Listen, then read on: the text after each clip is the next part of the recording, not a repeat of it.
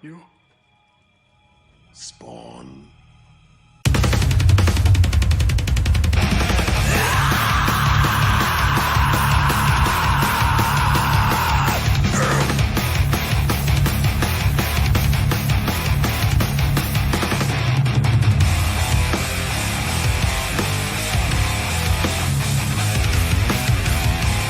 You think we can help, Jason?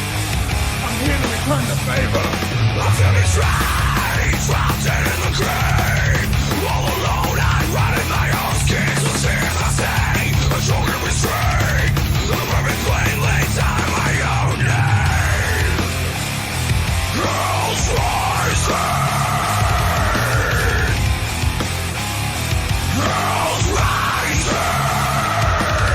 The scars remain, a deeper disdain. A blood field, blinded response. From here I cling to the ones that remain. Exile without reason. The time to catch the freedom. We build this like someone is clear to blow. We're building the power, strengthening the heart. Yeah, building the wall. Welcome to your demonstration. People and things of there like something. Fall.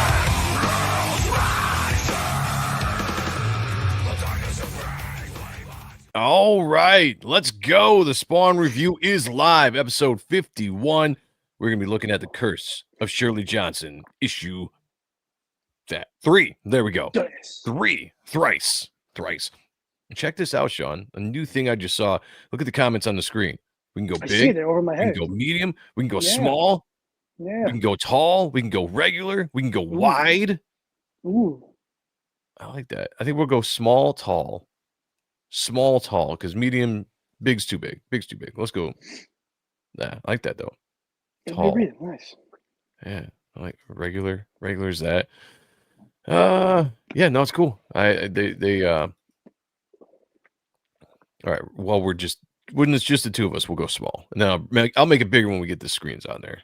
Yeah, but they're cool. Shout out to StreamYard. They're always adding new things. I think about every other week or so, they've been adding new stuff, making the Okay.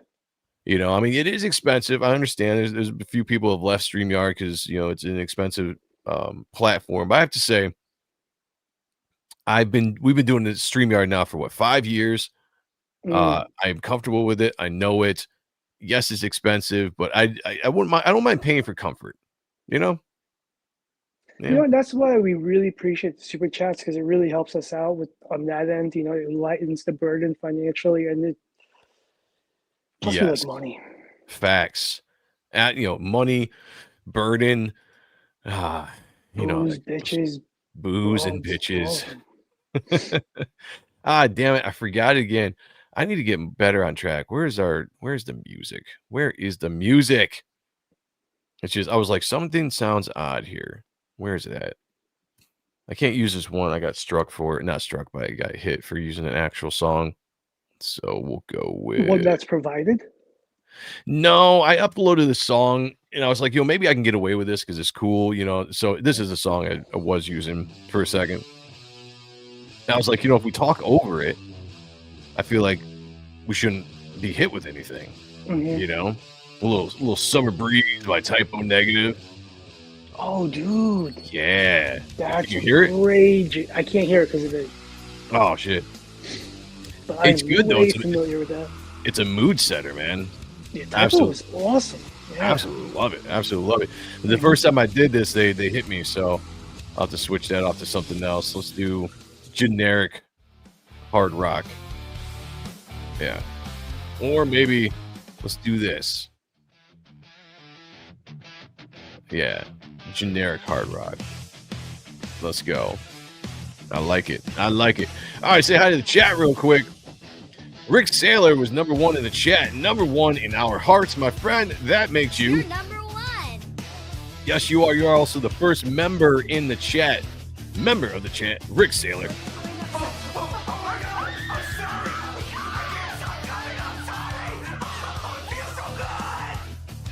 Oh, it feels so good to have the members in the chat tonight. Common thread in all of my failed schemes is human stupidity. people are just too stupid to accept me as their leader. Absolute facts. Nailed it on the head once again. Mark Penguin's in the house. So, Mr. Penguin, A penguin is a bird that cannot fly. I am a man. I have a name. And his name is Mark Penguin. Welcome. so, Mr. Penguin. A penguin is a... Oh, I did that again. You're welcome. You get it twice. There you go. Twisted Dreams is in the house. Says everyone is too stupid to have me as their leader. I like that. Sounds very familiar. Where did you get that? Subject notes. The extraction theory papers. Am I the only one who did the reading? Yeah, as always, good to see you. We also have Scribe Comics in the house. Says, what is up, peoples? What is up with you, my How friend? you doing, dude? Good to see you. Good to see you. We also have Duck, as we like to say. Mr. Duck Bacon in the house. Hail Joe, hail Sean, hail the chat. What a tremendous talent. What a tremendous talent. It's been a Crazy. joy to see you grow. Great. It's really inspiring. Yes, yes. Well, Wiley J. Draws says, unleaded. Oh, All right. Unleaded. I'm not sure what that's in reference to, but we got a guy on. We got the guy. Let's bring him on. There's our guy. there right he is. there. How you Yep. doing, brother? What's going on, man? Can't hear you again, dude. You- Fix your shit. Get prepared when you come onto the show. Boo this man, chat. There we go. Yep. Nope. This is 2 shows in a row. Shame Zach in the chat. I want to see people roasted this man. Roast this man right now. Hey Joe, you want some killer music? Give Micah Eris a chance. All right, I'll look it up. Drop me some links. Everybody follow me on X, Joe M Sonntag 1, and I will check that stuff out for sure. If Spawn had a soundtrack, which band would best represent him? That's a good question. Just one? It'd have to be multiple bands, right? You think of the. I can't help but think of the soundtrack from 1997, right? You had, Yeah, you had, there's so much. Marilyn Manson on there. Who else was on there? I just remember the Marilyn Manson. Dust Brothers, like it was a real eclectic, Yeah. mix of music where it was from hard rock, new metal to techno vibe-ish. Yeah. I don't have to think about that for a second. That's a good question. That is a good question. K. Ojo from Raleigh, North Carolina says Korn. I could see that, especially with the connections with Greg Capullo. With I could see that for sure. There he is. Good. And our There guy he is. Dan Kemp colored the cover. Yeah, all to follow around. the leaders. Yeah. Beautiful cover. I remember when that came out, I was just like, oh, it's Greg. It's awesome. Ice Earth already took that soundtrack. Yeah, Ice Earth had another Spawn cover by Greg Capullo. Rammstein. Okay. Rammstein could be good. I could see that. Okay. I'm trying to think, though. Like, what is... man. That's hard. Because I would just want to name off my favorite metal bands, but I'm trying to think of a band that actually fits. Like, that's the thing. Like, what actually fits the character? I don't know. That's a good one. That's a good one, Wiley J. I'll think about that for a little while. Zach, how you doing, my friend? I'm doing good, man. Hells yeah. What are you working on tonight? I'm working on some commission stuff for people. Oh, nice. How's that going? I see you been getting a bunch of retweets lately. I know. I don't know how. I don't know why. I appreciate it. I was just like, oh, okay. I guess people are retweeting it. Like I'm clueless as to why, but I appreciate. That's how we do. it. You advertise. Speaking of which, let me bring it up here. I want to show you guys what we're talking about here. We have on. All right, I guess stop that. Share this. Zach, as you know, has been with us for a while with the Spawn review. He used to come on and do a lot of drawings. Still does every once in a while, but he's a really busy man. Now, he just dropped this the other day. It says, many of you have asked over time, and now I have updated the commission guide. So let me bring this up nice and big here. Here we go. Commission rates, everyone. If you want some work by Zach, the man himself, beautiful rates right here. Here's all the information that you guys need. Go follow Zach on X.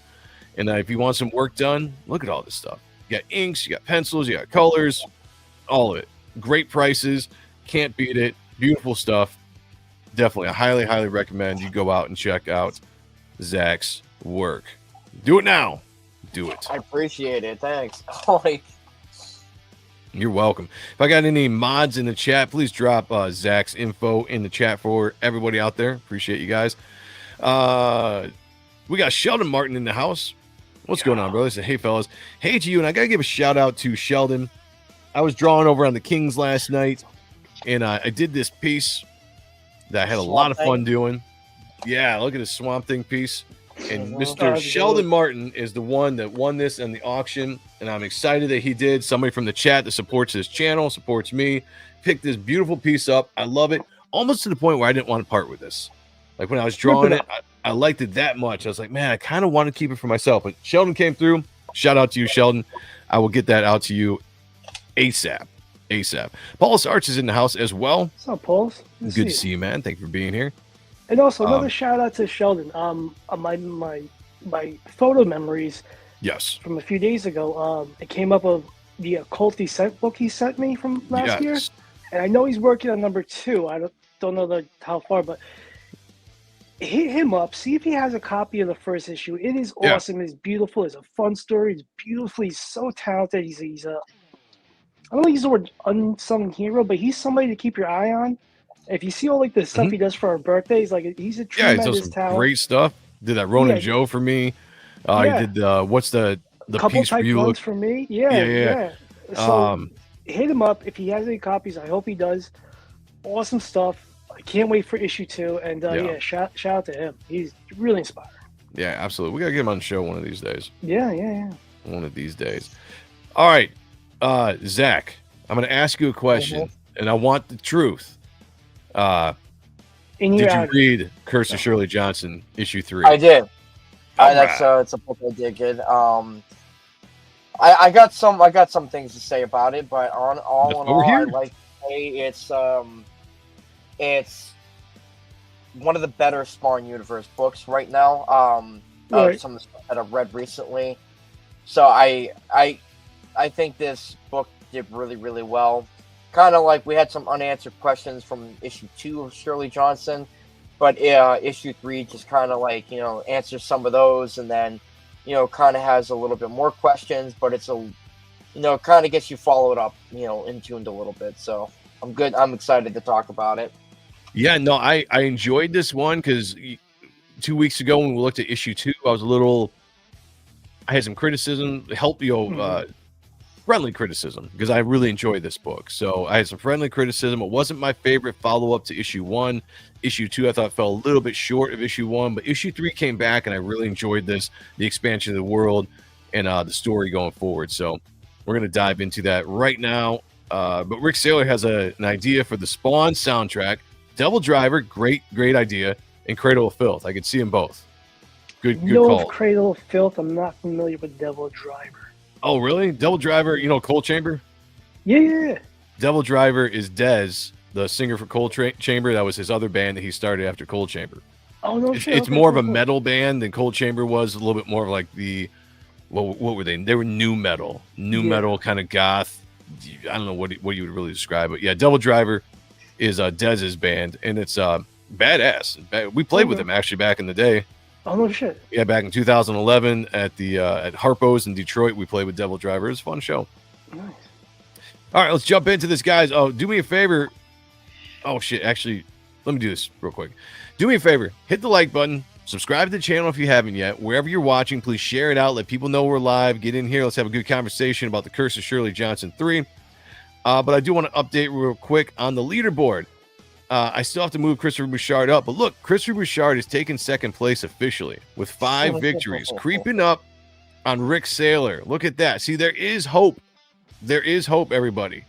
I don't know if Rick has just been sitting back, letting people kind of catch up to him, so it's a little bit more of a competition. He's a nice guy like that. We'll see. But this shows you that there's hope, everybody. Christopher Bouchard has been kicking it out of the park lately. I haven't seen him in the chat yet, but I did want to give a shout out that he has 5 victories, which moves him past Mo Biggs into second place officially. I got to change that on the leaderboard. Leaderboard, though, quick discussion of what that is. There are things in the YouTube chat, numbers by people's names, 1, 2, and 3. It keeps track of the top contributors in the chat. How do you become a top contributor? Super chats, definitely do it. But just talking amongst yourselves, atting people, talking with us, being just throughout the entire stream. The important thing is if you have that number 1 at the end of the stream, it doesn't matter if you've carried it from the very beginning or you just snuck in at the last 2 seconds and got that number 1 spot, you will go on the leaderboard. At the end of the year, we're going to tally up all of these wins, and whoever has the most victories is going to get something really awesome from this channel. I know what I'm putting into the pot. It's going to be amazing. I'm going to ask some of the other co-hosts to put things in as well. They don't have to if they don't want to. But whatever it is, this is us giving back the support of you, or thanking you for the support of the channel that you guys have done for the last 5 years. So leaderboard, get on it. Don't miss out on it. All right, that's the update. I actually just started doing something before the stream. I'm liking nice. where it's going. So Hell yeah. I'll finish it. It'll be for that. I might do something else. But I got a lot going on, but I'm going to work on that. Hell yeah. For that. I like it, man. That's awesome.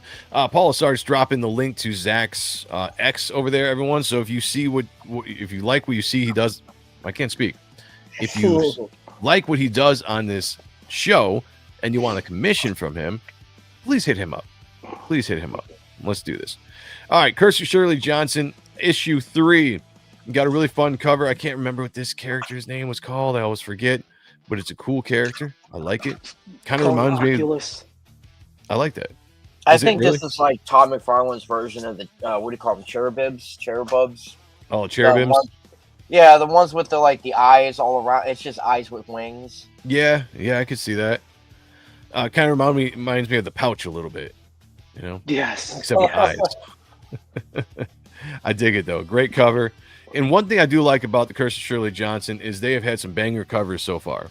And that's been my complaint about the Spawn books, is that the covers don't really seem to add to the books themselves. They're just kind of like pin-up art that they slap on there, which I don't know why Todd does that with his main book.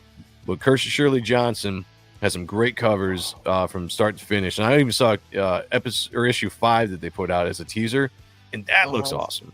So if you guys haven't had a chance, I did like issue 4's cover coming around the corner. Yeah, 4 looks good too. Yeah. YSA's in the house talking about another talented artist we got here. We got Duck Bacon, we got Sheldon Martin, we got YSA as well. What's up, brother? Good to see you. Yeah, the Seraphim. Duck Bacon has really been I gotta be honest, like his perspective that he does on his buildings, man, kick ass. Yeah, you see that Reaper Destroyer piece he did? Mm-hmm. That was awesome. All right, plot and script by Daniel Enriquez. Art by Jonathan Galipian. Colors by FCO. And then the rest is the rest. That's what we mainly care about. It's I have to look back. I can't remember if every issue has Billy Kincaid here in the side, or if this is maybe the original from Spawn 5 or Spawn 5. Yeah. It's interesting. But I did notice that this time around. All right, so we pick up here with this necromancer character, which I can never pronounce his name, so don't ask me how to do it. But he's walking through these halls. Really awesome. Just look at the artwork on this. The visuals in this book. I just have storytelling. The storytelling, the visuals. Like I just like this long walk, very cinematic. You know, as he's walking. You know, very great angle. Like this camera angle here on panel 3. That's actually for me best panel of the book right there. Is the gate. It's on the far right.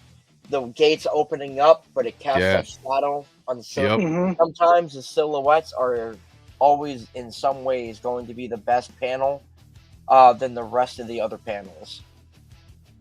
I gotta agree with you on that. No, 100% agree. Yeah, 100%. So he's running into this what would you call this, guard character, which I thought was interesting about this part of the book. So as we get to here, and so he's talking to some of his minions throughout this, and they're basically talking about SHERLEE, right? So originally they were after SHERLEE for her power, because it's something they need to do that they're using her power for. But when she kind of kickstarted the stranger's power, and they revealed that he was what do they call him in this book?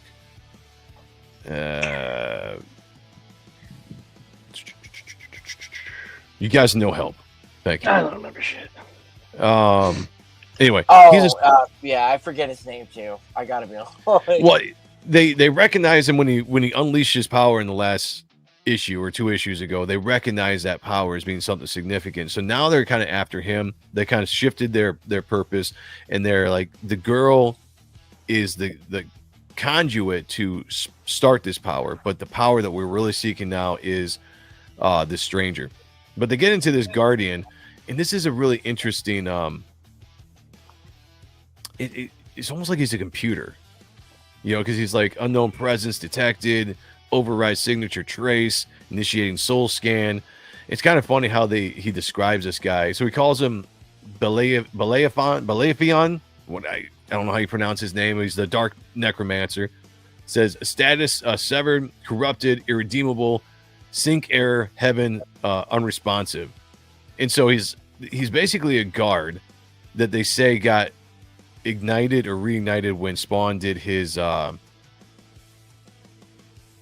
was that? Was it issue 350? Yeah. Or was it 300? It was the 300 when he opened, with all the portals. Okay, it was 300, so he got pretty much reactivated. And I love how he calls them the rot. This hell rot. I do like the dialogue in this book. But again, storytelling wise, it's just great camera angles. It really does just move you through the story. I love the interactions with these characters. And I can't give enough of a shout out to Jonathan Glapion for doing the art in this book. It's just absolutely awesome.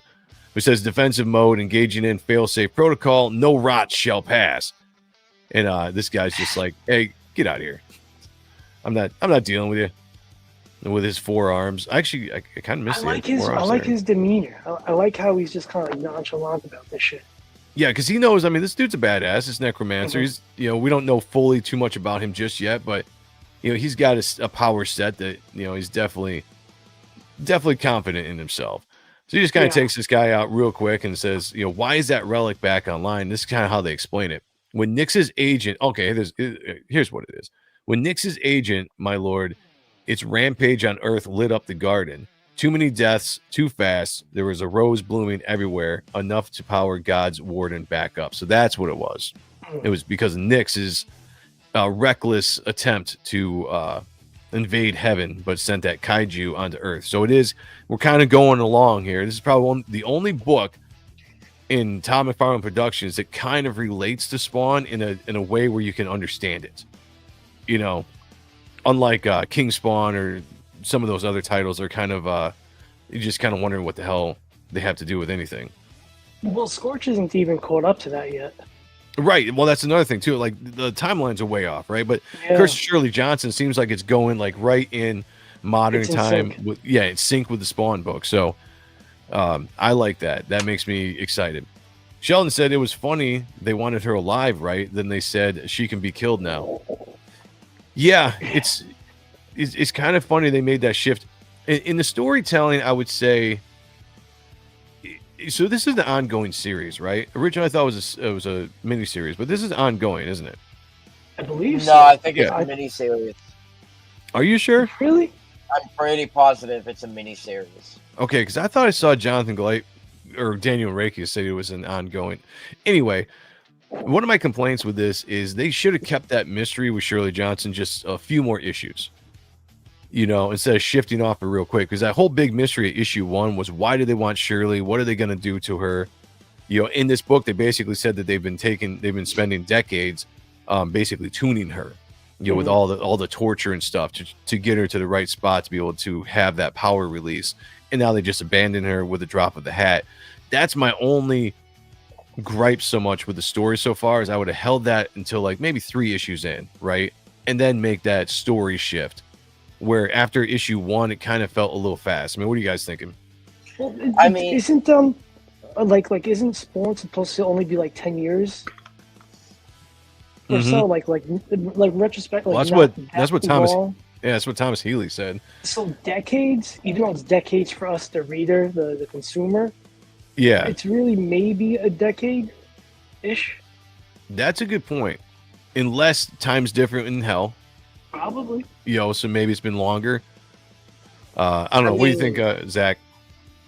I don't have an issue with it because the best thing about heaven and hell is because that their time does not apply to them, and that there's always a hierarchy to these demons, that no matter what, like, these demons can come off as the ones that are the main baddies, or characters that, hey, I'm going to be going after her because I'm the big hot dog, and there's always somebody bigger in the other, like, curtain, other side of that. So I figured that, this necromancing type of rot guy, like, okay, we got a little bit of him, just a little bit, not a lot, that kind of answers, what's going on. It seemed like she's a failed experiment, and he's like, all right, we used her for this one thing, so I guess we can forget about her now, even though it's not what he wanted. They're running out of time, so they got to make do with what they got.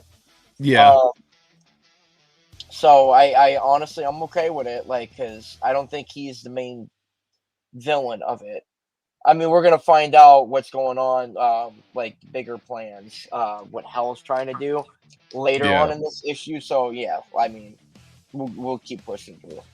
Black Spiders is in the house. He says, "Is Hell time the same as Earth time?" Probably not, because Thomas Healy, like Sean was saying, 10 years roughly has been the time that has passed since Spawn 1 to Spawn now, roughly.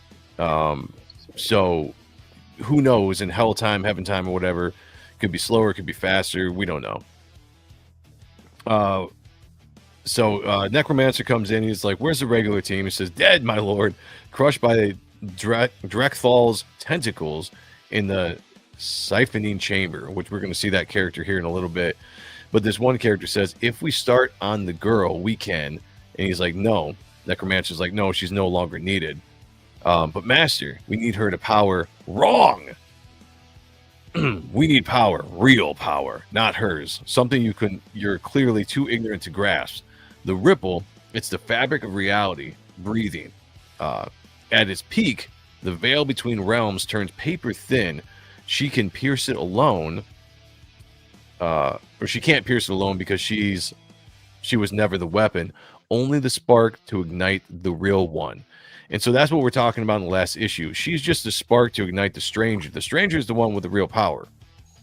We still don't know what that is, but now it's really intrigued this guy. So that's why he's kind of moving off of Shirley Johnson as the main target and wanting to go after the stranger, whatever his real name is going to be. And then we get a shot of this kind of creature, which is a cool design, man. I gotta be honest. Tell me about it. I don't like that. Oh, come on. No, I mean, why? like, Give me reasons. I think it's a cop out with this one because, again, okay.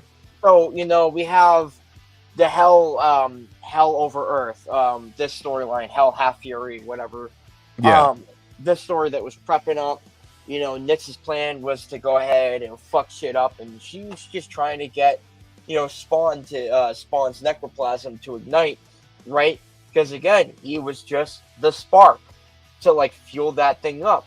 And then he denies it, and all of a sudden, Shirley Johnson, a character that we've seen since way back in issue 5, like 20-something years ago, right? And the biggest thing that they're prepping for her to be is a spark to ignite something else. It seems like, what I'm saying? Like, it's already, it kind of takes away the fact that what Owls has is no longer special, because now apparently she's strong because she's reliving a fucking nightmare, like, for an eternity until she finally escaped. So it seems like it's just power untapped brewing until she can no longer take it, which is, I don't know, it seems a little weird. Like, she's not powerful. To me, she's not a powerful character. I'm thinking the whole time was that there's something about specifically with this character that they needed, and I believe it's her innocence is what really helps push things forward with Hell. They needed an innocent soul to kind of brainwash it into something else, to use it for God knows whatever, right? Whereas the Al Simmons, he's a tainted soul. And with as much power as he's procured over time and how many issues, it makes sense that they needed his necroplasm because his specific his something about him specifically is unique that combined his soul combined with Hell's like powers created whatever the fuck he's got going on. So that makes sense to me. For her to have it, not really. Well, I see what you're saying. I do see what you're saying, but they also talk about some pure, like this character they're going to talk about. I think he's a pure-bred Hell, child of Hell. They talk about here in a second. But breaking news, so to speak. Sheldon looked it up for us. He says, the internet says Curse of Shirley Johnson is an ongoing series. Jonathan Galapian is doing the first 4 issues, then Raymond Gay is taking over, which is really interesting because Raymond Gay is doing The Darkness. Yeah. So I saw that he was I thought it was going to be fill-in. Again, I just thought for issue 5. Okay, just but he's taking over. But that guy's on fire. If he's doing that and then doing Darkness as well. He's doing a lot of stuff. He's got good style. I like it. I don't know if I like that. Hold on. Because now I'm pulling up. Because I'm pulling up the Shirley Johnson issue 1 now in my collection. Because okay, I have questions. We got Michael in the house. Says, "Hey, ahoy! Wait, ahoy! Hey, oh, wait, what? Hey-o. Good evening, everyone. Heyo, that's what it is. Thank you. All right, while he's pulling that up, we're gonna go on a little bit further in the story. It says, I thought you were the last pure blood in Hell. So this guy, that's what, not a, what did I say? Whatever. Pure blood is the last pure blood in Hell. Not like those watered down, filthy hybrids running around on Earth, but there's been a new awakening, which is the stranger. Tell me, old friend, were you wanting to hide this from me? And we see this character here, which we don't know yet, but he's somehow connected to the tentacle monster. Maybe he's, I don't know, fueling the tentacle monster. I have no idea. It says, I'll find him. And when I do, this time the ripple won't hold. We'll tear the veil wide open and crash heaven down into hell. Interesting thought there. So this guy is trying to bring the 2 dimensions together? I don't know. I thought that was just, I like the storytelling because it is keeping me kind of guessing what this guy's motivation is. You think the Darkness will meet Spawn? That'd be cool because I don't think they've ever crossed over before, have they? You would think they would have. Is that even a good idea? I think it would be a great idea. Yeah. It's fucking the only reason why I'm saying that is because it's very obvious that Todd has been building his own universe. He's kind of retconning a lot of the shared universe concept with Spawn. With a lot of the Image characters that came the same time. So, by throwing in, hey, Spawn, here's like one shot with Spawn with the Darkness, it's no longer going to be a canon type of moment.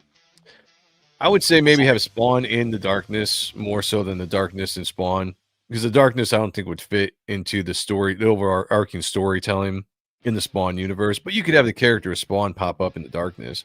I mean, hell, Rob Liefeld even put Spawn in Youngblood #1. That just came out. It was a cameo. I love that panel. Finally, I didn't pick that up. So in 2 weeks. It's been issue 1's been out for a while though. That came out. Wait, I couldn't tell because the Youngblood to the consumer. Gotcha. Right. Yeah, it's going in the LCSs. That's right. I forgot. 2 weeks. So let me recolored. So let me ask, the Youngblood issue that I picked up, that was like a month or 2 ago. Is that just a recolored version? Yes, it was. Jesus Christ. Yeah, because they're doing the remastered versions of the original series from the hardcover, which I do like those, but fine. But they did. Rob released Youngblood 1 through Whatnot back in I don't know, April or something. And so you could get in on the book before it hit the LCSs way in advance, which Sean and I did. We bought a copy of it. So we read the actual issue 1, and then it's going to hit the LCSs with brand new covers and all that kind of stuff. And then I think Whatnot is going to have issue 2 coming out soon or something like that. 5 weeks before issue 2. Yeah. So it's interesting how he's doing it over there. But yeah, I mean, some pages are recolored, like the first one, because he showed off. It's recolored and I think it looks better what we're getting printed. Yeah. Spawn and Wildcats also crossover. Yeah, Beautiful book. that was great. We went over that. Yeah, those are just variant crossovers, right? Well, you're talking about in the past? No, I mean the Spawn Wildcats crossover by Scott Clark back in the 90s. Yeah. I was Six. talking about the Rob Liefeld's Youngblood stuff that he's doing and all those covers. Oh, Rob's doing the 30 covers for Yeah. 30 years or whatever it is, or 35, whatever the number is. Wiley J says Bad Rock will appear next issue of Curse of. Love Rob, but he's too pricey. Oh, on the. Yeah, I mean, you're going to pay a little bit for those books that come out pre-hand, but the reason is those are supposedly covers that you're only going to get through Whatnot. There's going to be brand new covers at the LCS, so it's all depending. If you want to wait, you wait. If you want to pay a little bit extra, it's almost like crowdfunding.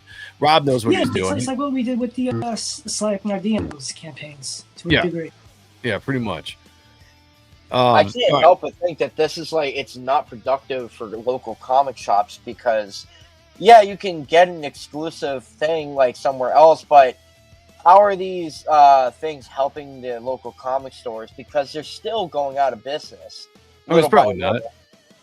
But I think Rob loves the LCSs. Don't get me wrong. Like, he talks about them all the time. He's got friends that run LCSs. But I also think he's seeing the way that everything's going. He's looking at crowdfunding or pre-orders and stuff like that, and he's like, hey, there's a chance here to make money without having to split it. All that money he's bringing in right now through the Whatnot sales, through his Youngblood, I don't think is being split with Image, right? Because it's not being published. That's all him, right? And his partner. Yep. So he gets a chance to bring in that income before it actually hits the LCSs, and now he's paying a percentage to Image. He's paying a percentage to, all that stuff.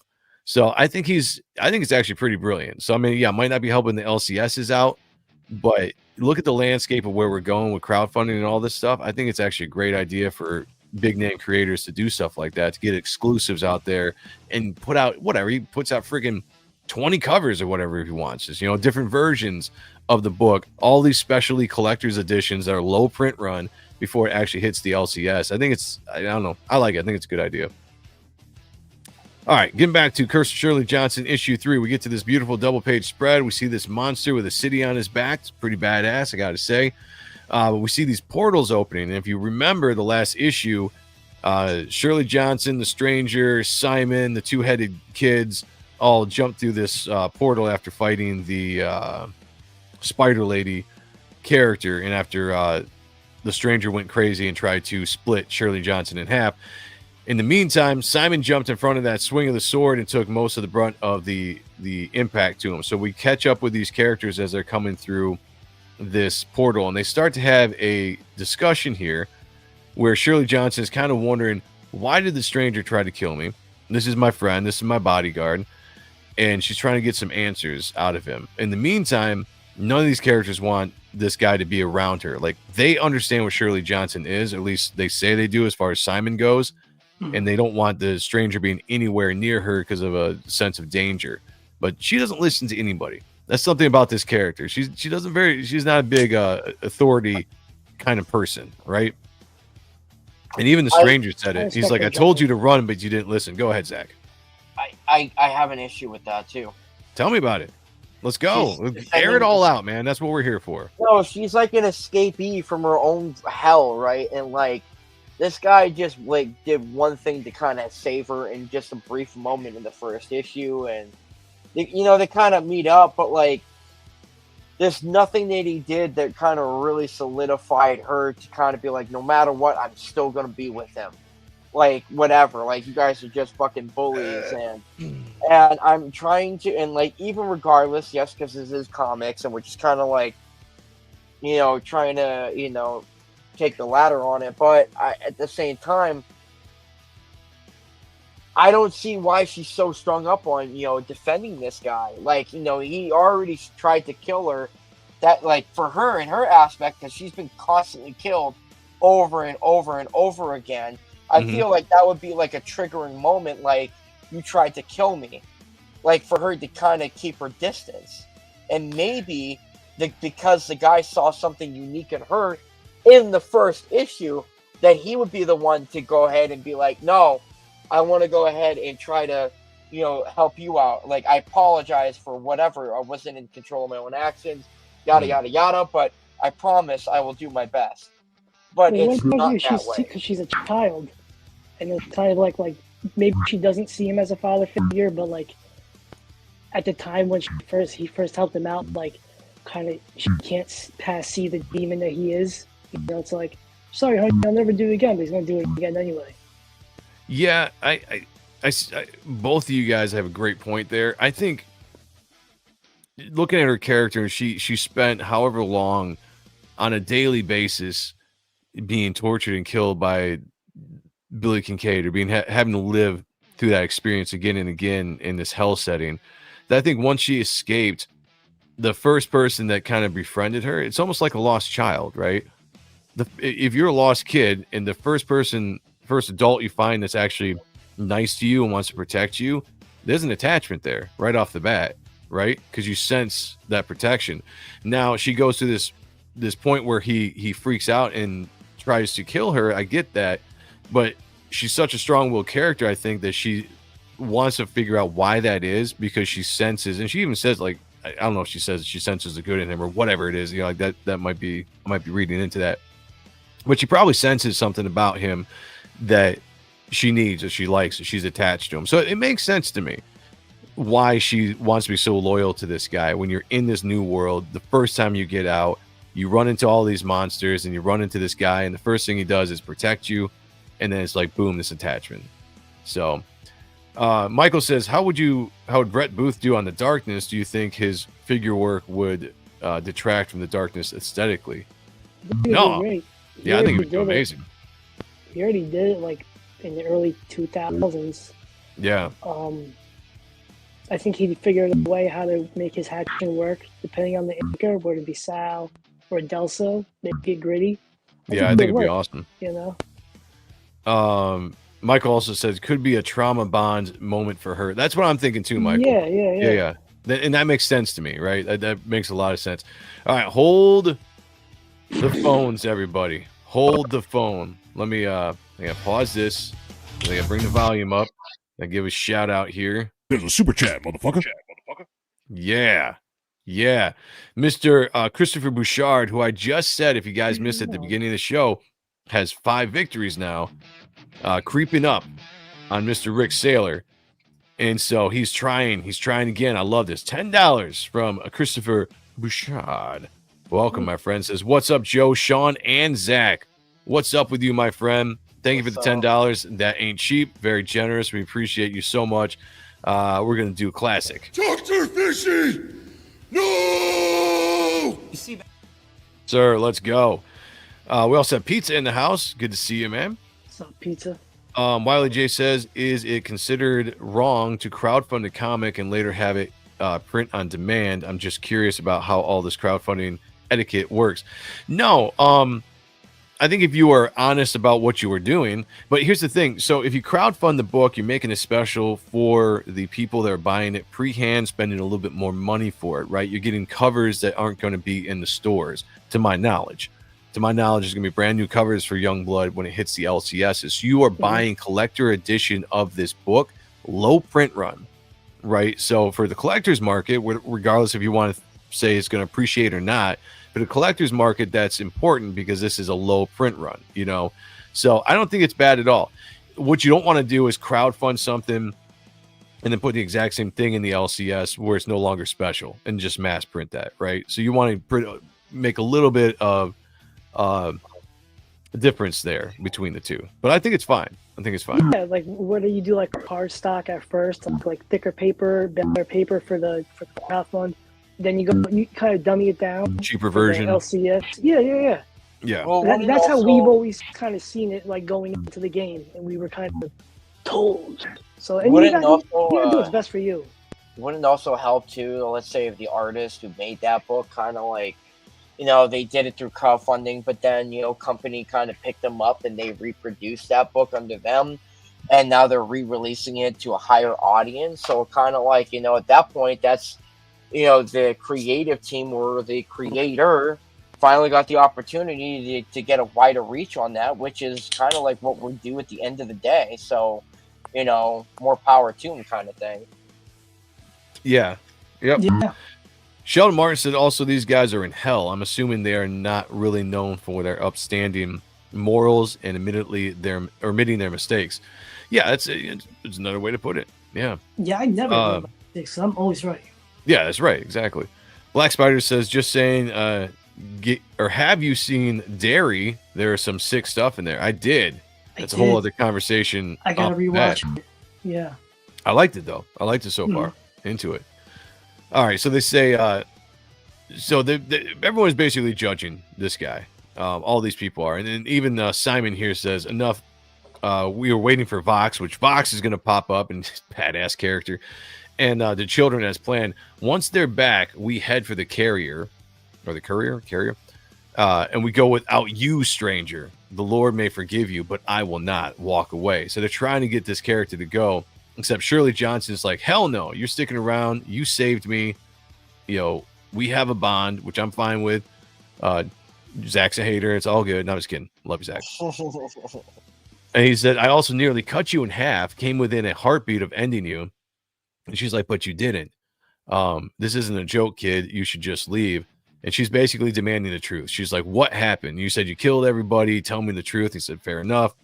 But don't mistake this for something that's not. And we go into this backstory now, which is an interesting backstory. And so this is what I'm saying about issue 3 that I liked, guys, better than issue 2.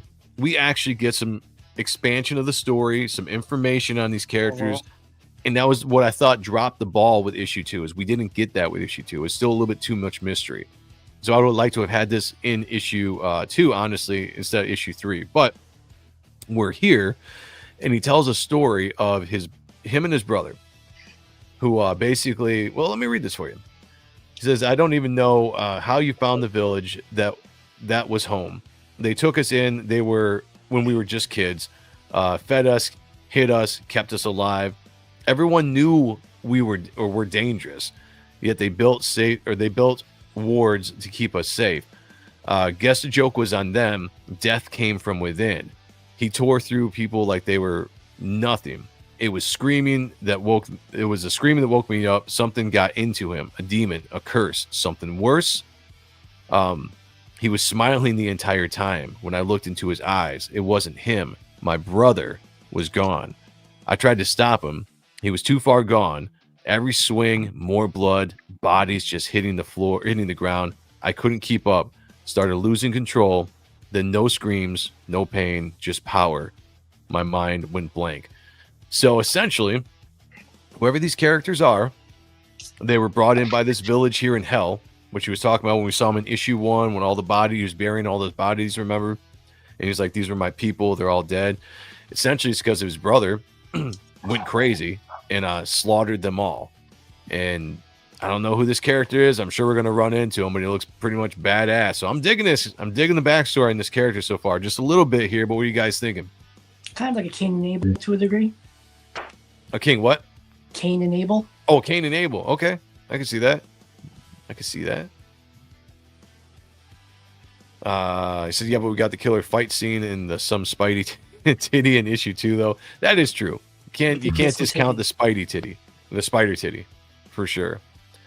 Yeah, so this is a good foreshadowing that we're going to meet these characters. They're going to meet back up again at some point, have another throwdown. And, maybe the stranger will avenge the death of his village. Maybe he'll have to kill his brother. I don't know. But I like the setup there. I like the setup with it. And he said, until I heard your voice calling for help, you pulled me back. So essentially, this event kind of just happened, so to speak, even though it happened a while ago, which is kind of weird. Hell time, who knows? He said, I was standing in the middle of all of them. Friends I'd known my whole life, torn apart. This here is all I have left of my brother. Now, correct me if I'm wrong.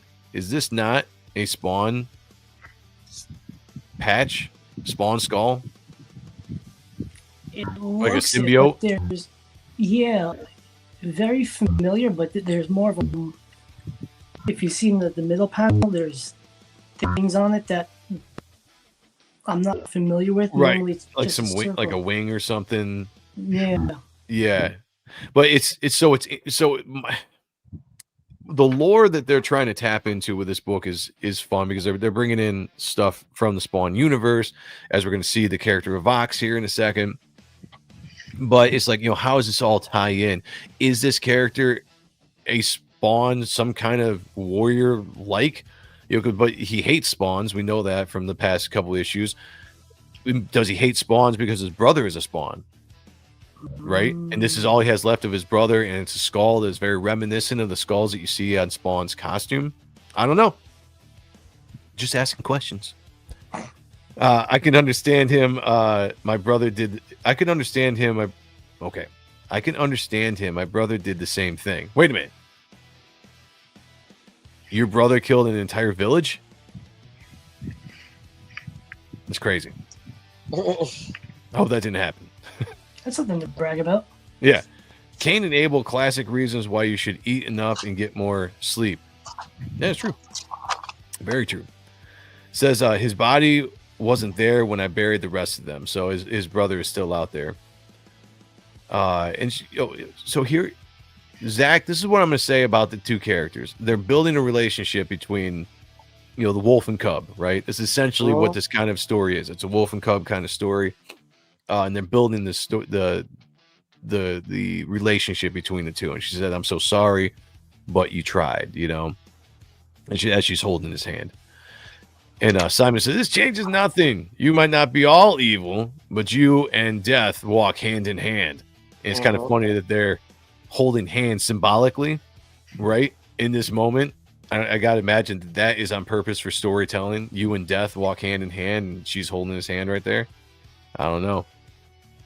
Definitely lends to some more about Shirley Johnson. And she says she's kind of sick and tired of everybody bullying him and kicking him out. She says, "Stop talking like I ain't here, you cold-hearted jerk," because everyone's trying to make choices for her. And she's like, "Look, I'm a feminist, right?" She's like, "I can make my own decisions. I don't need no man in my life." Apparently you do. She said, "This just happened. How can you?" And then she gets interrupted with this Spawn insignia word bubble here and says, "You're wrong. It didn't just happen." And boom, we get introduced to a badass design. I don't care what anybody says. I love this. I think it's dope. Version of Spawn, a Spawn symbiote character. Really awesome. Zach, what were you thinking about when we were introduced? I thought it was. I'm on it. I thought it was pretty fucking sick. I thought it was sick. Yeah. It was pretty dope. Yeah, no, I think this was great. When I first saw the design of this, when they were advertising it, I was like, hell yeah, dude. I always kind of thought it would be interesting to see like a white or light, light Spawn or whatever, but just the contrast with the gray cape or the dark cape, the light body, black highlights there. It's just, it just works so well. Works Again, so well. I get this is like the certain things that it pisses me off about comic books being online where you can read them for free and whatnot. Because you get those fucking people out there that like released a whole book for free, like just for anyone to read it online, and that got spoiled for me. Oh, well, I mean, they advertised this character months ago. Yeah, this was why though? Like, I mean, let me find out. Like, because the impact of that would have had such a bigger bang. Like, for example, like Absolute Batman. I agree with you. Some of the stuff they're throwing in, like Absolute Joker, it's not out there yet, right? Imagine how much cooler it would be, of that moment when Joker gets revealed to be talked about when it first comes out, when the book hits the stands and everyone's fucking freaking out over it, right? But because that shit got revealed way beforehand, the excitement for it's kind of like, oh, I can't wait till I see that now. Yeah, I get you. I mean, I don't mind. I don't mind it so much when Todd and all them are putting this stuff out there because it's like a preview for a movie, right? So you put the preview out like this character. They didn't say anything about this character. They just released the image, and right off the bat, I was intrigued. I was like, "Damn, that looks dope! I can't wait to see this character." So I get what you're saying though. Bouchard says, "I like that anti-venom Spawn." Yeah, it kind of does remind me of that. Yeah, it's not bad at all though. And the printer ran out of red. Yep. The 80s and 90s, you had that reveal power. That is true, but things have changed so much from the 80s and 90s. The comic book industry is completely different. People aren't just loyally going to the LCSs and picking stuff up anymore. They have to do more of this advertising and promoting to get people to check out the new book, to order it. I mean, all these companies, I constantly see these guys all saying, like, place your orders, contact your LCSs, make sure they're bringing in this order. They never had to do that in the past, but that's just the new day and age, what they're having to do now. Yep. You gotta roll with the punches. Okay. Vox, we find out that this character, it says, it happened a millennia ago. Most have forgotten. Those who remember don't speak of it. We know it as divine devastation. The last time an ancient Nephilim awoke in hell. I like that they're going into a little bit of the biblical terminologies. I don't know if they've used that word in Spawn before. Maybe they haven't, because I haven't read all the books. But Nephilim are cool. I don't know what the Nephilim are going to be like in this book itself, but the Bible version Nephilim I always enjoyed. So he pops up in here, got like these zombie guys, these guards, I like heavenly the guards. There's a bit of a Jim Henson-y Oh yeah, I can see that type of vibes to it. Like, yeah, that's a great point that you just put out there. Yeah, some of the stuff does. Jonathan's mind, when it comes to a lot of these designs, has a lot of different influences. Yeah, maybe a little Jim Henson, definitely some anime influences here or there, and it all works. It blends very well together in this book. All right. Simon says, Vox, thank the Lord you've returned. And Vox says, you look like shit, Simon. Better get moving. Our escorts aren't the waiting type. And Shirley Johnson says, no way. He ain't that ancient Nephu thing. I just met him. So I assure you he is. Your friend and his brother are infamous. For they leveled half of hell. Hundreds of warlords died trying to steal their power. And when the dust settled, Malbolgia's grip on the throne was unbreakable. That is cool. That the concept that one of the reasons why Malbolgia got so powerful in this universe was because of this guy and his brother. And then we also just saw in Spawn issue 369 that demon character that Sin has, that was Malbolgia's right hand man, that was part of his rise as well. So again, continuity, I like it. Kind of giving a little bit more information on how Malbolgia came to power, how he kept power. But these guys are playing a big part of it. The thing about Curse of Shirley Johnson, guys, I'm wondering if you guys feel the same way too. I like that they're filling in lore, but they're doing it in a way that makes sense, right? They're going in and filling some pieces. This is thought out. I feel like this is well thought out. They're filling in pieces and how do these characters really fit in, and how do they fit into the backstory of these characters, and how they build from here. I'm really digging it. I think it's a great idea.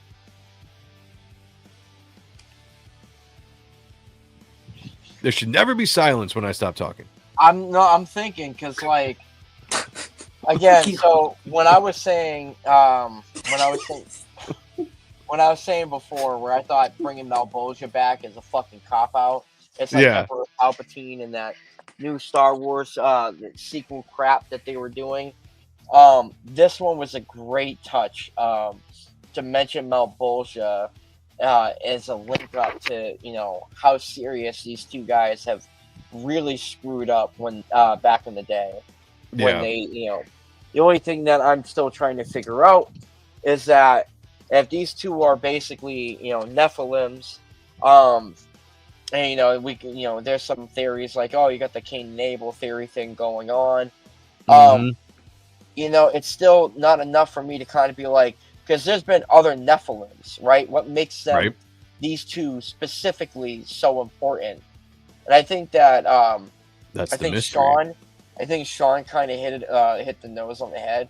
That imagine if it was Cain and Abel and they were Nephilims in this series, this universe. That'd be an interesting take. That would be an interesting take. That would be, Wiley J says, "Am I the only one sick of the Joker? Geez, retire him for 5 years." Now I'm right there with you. I love the Joker, but they've been way too reliant on him ever since The Dark Knight Returns, or The Dark Knight. Sorry, The Dark Knight, and that's been a while now. He's just not that special. Yeah, kill him off, and make him be gone for years before you bring him back. That's what I would suggest to do. So I'm right there with you, Wiley J. Sheldon said, "Can't wait to see the toy or this in toy form." Yeah, me too. Easy enough. I'm getting it. Whenever it's done, I'm getting it.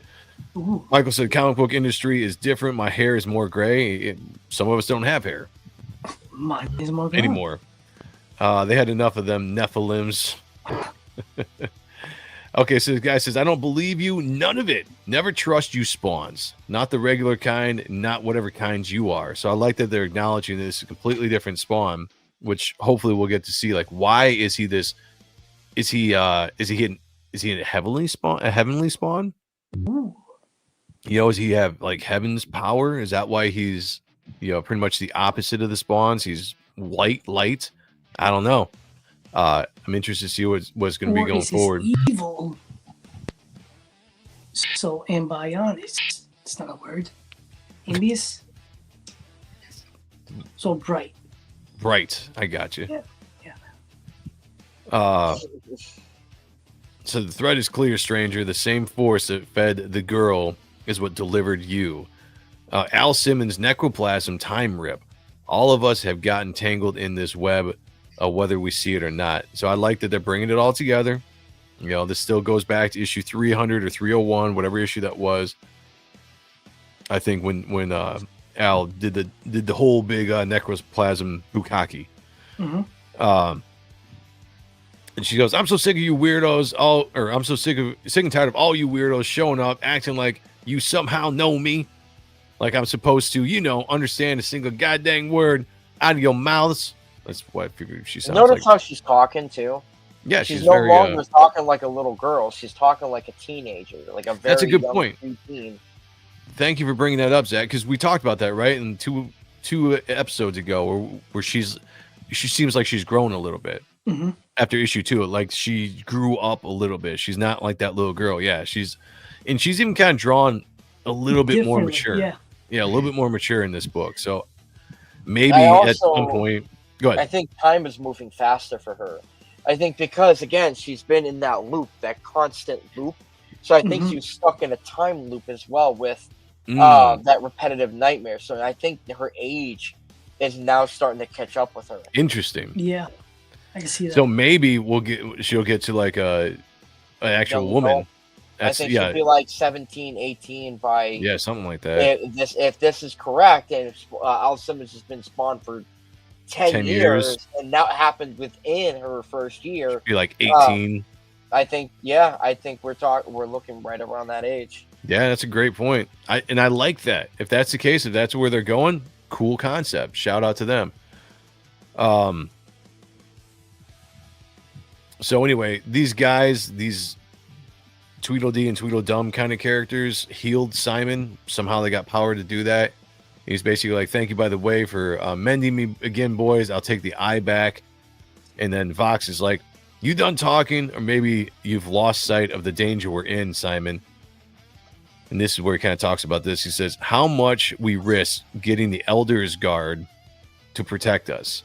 And every time I see Elders used, I'm just like, I'm glad I used that for Reaper Destroyer with the Elder Sons, because it sounds cool. Sounds cool.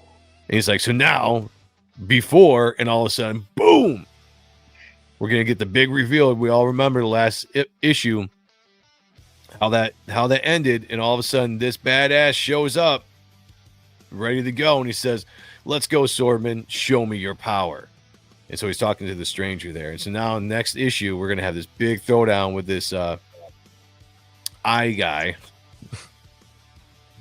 This 10,000 eye guy as he comes down here. But man, this was a good book. Had a good story flow to it. Has a good cliffhanger ending. Solid book. In my opinion, blew away issue 2. Yeah. Issue 2 was fine. The art was great, but I had problems with it. This book, I got no problems with. As far as the flow goes and storytelling goes, I think it was really, really good. let's go around and let's do our thing. Starting with Sean, man, give me a rundown. Give me a rundown of what you think of this. Give me a rating. Again, we're getting more story here. That aspect was a lot better than 2. Like we said, the art was fire. The storytelling was fire. I'm going to give it an 8.5. All right, there we go. 8.5. I dig it. That's good. That's good. Zachary. I give it a 7. Oh, shit. I give it a 6, like a 6. Oh, 7. damn. Art Wow. art is fantastic.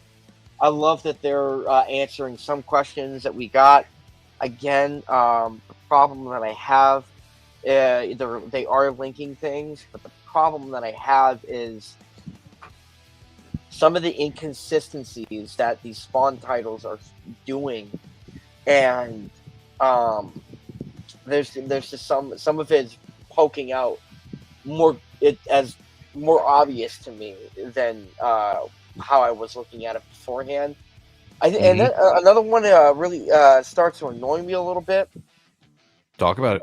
Is that every single Spawn character, every character in the Spawn universe is like, done talking because we're running out of time. We're running out of time. Like, it's like the fucking Wilhelm scream for Star Wars in every film. It's like in every Spawn issue. We're getting some character be like, are you guys done jerking each other off? Because we're running out of time. Like, we fucking get it. Shit's serious. Like, come on, man. I like it. Art, Okay, like I said, art is fantastic. Okay, so 8.5 and a 7. I'll give you my rating here in a second. But Sheldon Martin, member of the channel, says at the end of issue 2, she mentioned how she didn't recognize a power. Her eyes were growing green, but she was going to take all of it. Yeah, so they didn't really touch on that, but that's a great point. Good point there, because it's, to me, it's got to be something from Spawn that she's taking in, which we're going to find out why that is. If she is kind of like this spark that the necromancer was talking about, maybe she can tap into different powers. I don't know. But one thing I did realize that I didn't give Sheldon his shout out. Pegging isn't new for me, friendo, but it is for Disney. There you go. Made it right. All right. I'm going to give this a 9. I really enjoyed this because it gave me the stuff I was looking for issue 2 that I didn't get. And I can't remember what I gave issue 2. It was like a 8. I think something like that. 7. Maybe it was a 7. Yeah, maybe I gave it a 7. But this issue came in and I liked it. I liked the pacing. The pacing was good. The development of the story kept going. We got more insight into the stranger. We got introduced to some new characters. Got a little bit more insight into what the necromancer is trying to do. And a continued growth of Shirley Johnson and just a good cliffhanger. And so I look at this, I'm like, solid book, great art. I'm digging the story. It brought me back into it. I'm excited now again for issue 4, which I was always excited for issue 3, but I was just kind of bummed with issue 2. But now I'm back to being excited again. So I give it a good solid 9. I'm going to go with 9. What do you guys think in the chat? Those that are watching right now, give me your ratings in the chat as well. It says, I'm loving this book, says Black Spiders. I like the dark stories and world building. 9.0 white pages. I like that, man. Good job. Thanks. I didn't feel right about my intro. I got you, man. Sometimes I forget when you guys come in a little bit later, but I try to get you. So we got a 9, an 8.5, and a 7. Solid scores.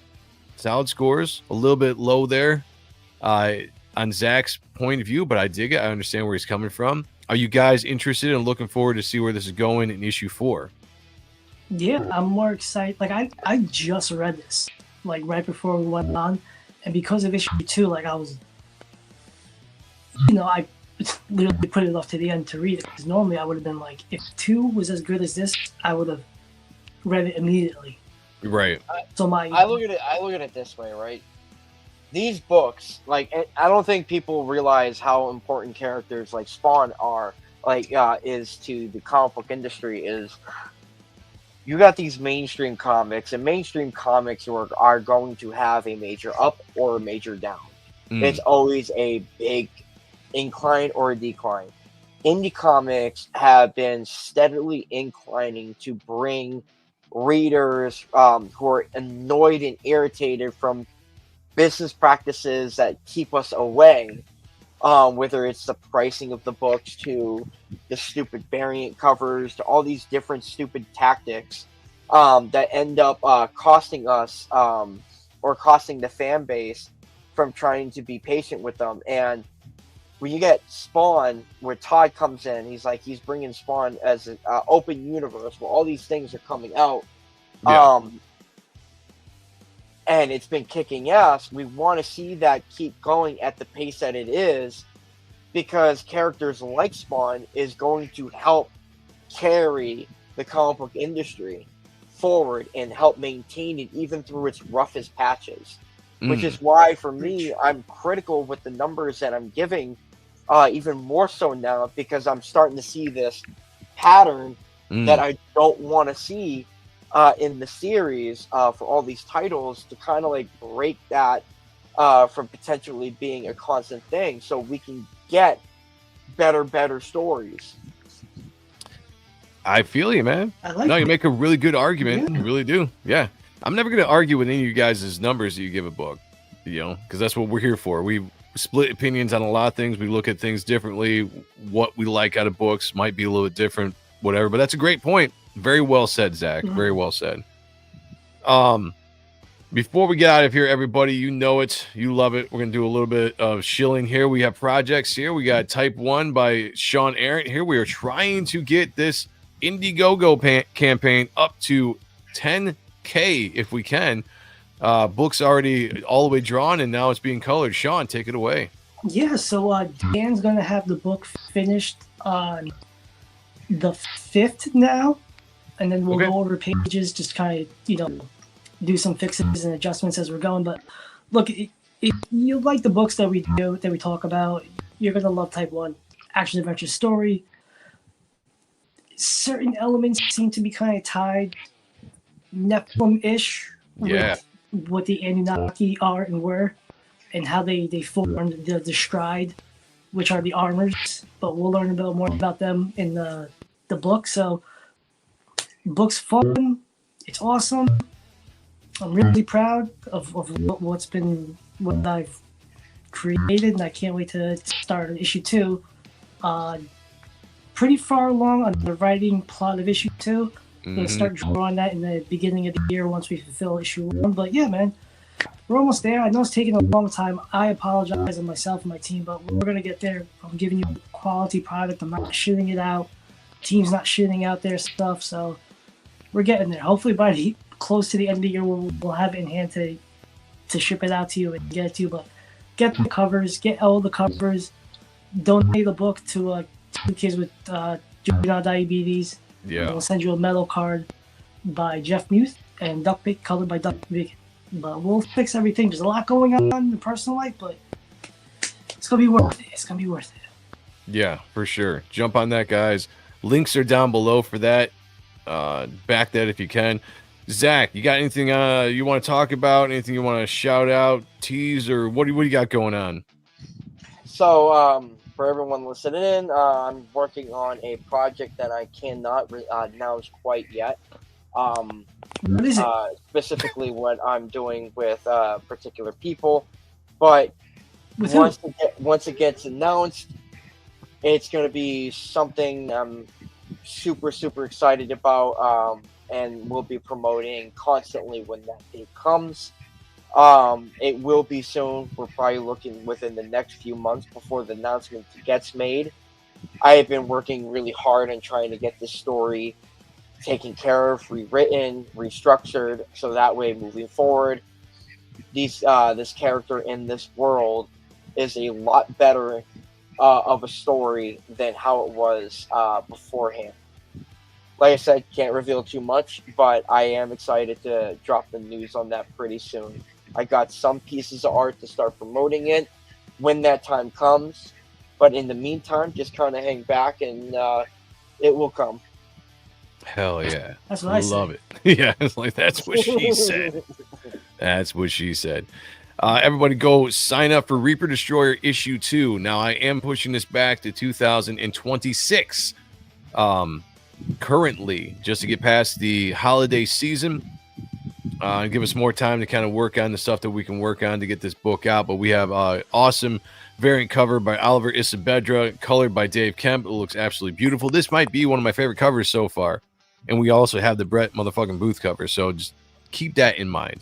But this book is going to be fantastic. I love how it's coming out so far. I've got working on page 5 right now. I can slow down just a little bit. No, I got a little bit more time to work on it.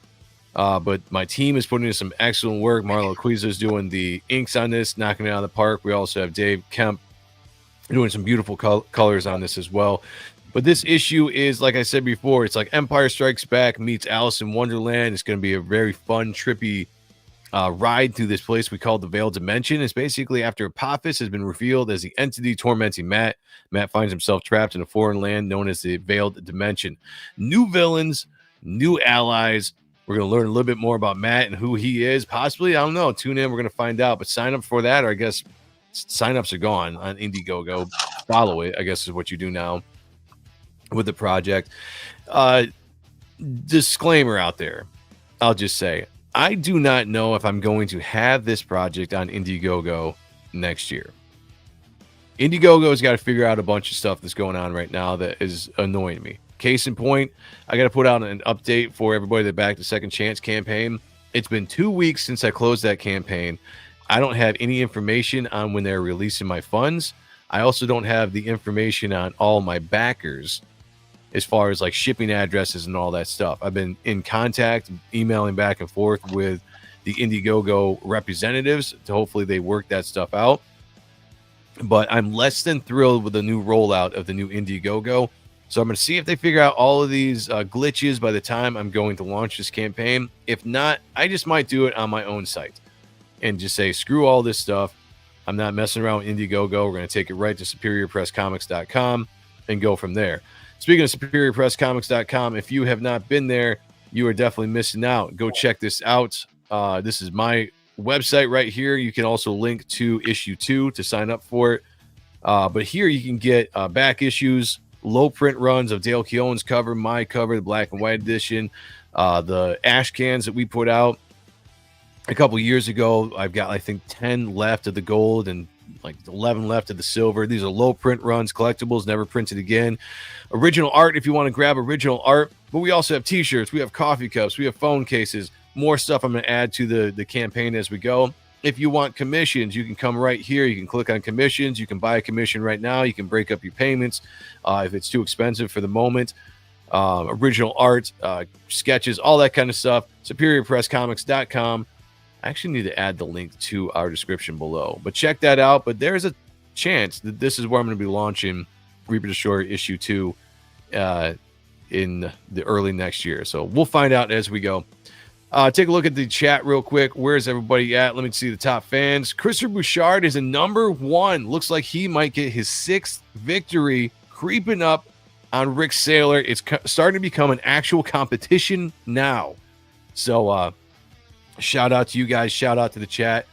I'm going to call it for Christopher Bouchard on here, giving you your 6th victory. Congratulations for that, my friend.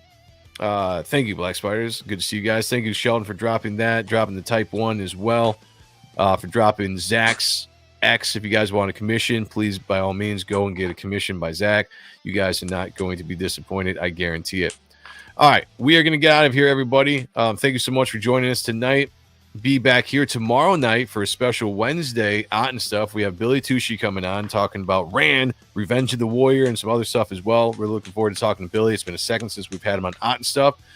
And then the Ronan Joe show, probably Sunday at 10. Although sometimes I get into drawing. I don't want to break away from drawing, so I cancel that show. That's kind of an up and down show right now. I might try to move that to a different day. I don't know what's going on with that. Sundays is becoming harder than it was a few months ago to do shows on. So keep an eye out for that. But regardless, we'll be back here next Wednesday looking at some Spawn stuff. I don't know what yet, but we'll figure it out. So appreciate you guys for being here. Shout out to the chat. You guys are awesome as always. Shout out to the Core 20, which we didn't quite have in the house today in the chat. I know you guys are out there. Wherever you're at, please like, subscribe to the channel, share the channel, consider becoming a member. You get really good benefits when it comes to launches and other things. Trust me, I'm not going to say what it is, but anybody that backed the Second Chance campaign that was a member of the YouTube channel got a really nice discount on the Everything and All tier there. So, all right, guys, we're going to get out of here. We love you. We'll talk to y'all later. Remember, be good to each other. Take care of one another. And as always, picture me naked. Talk to y'all later. Peace. What the hell are you? Spawn.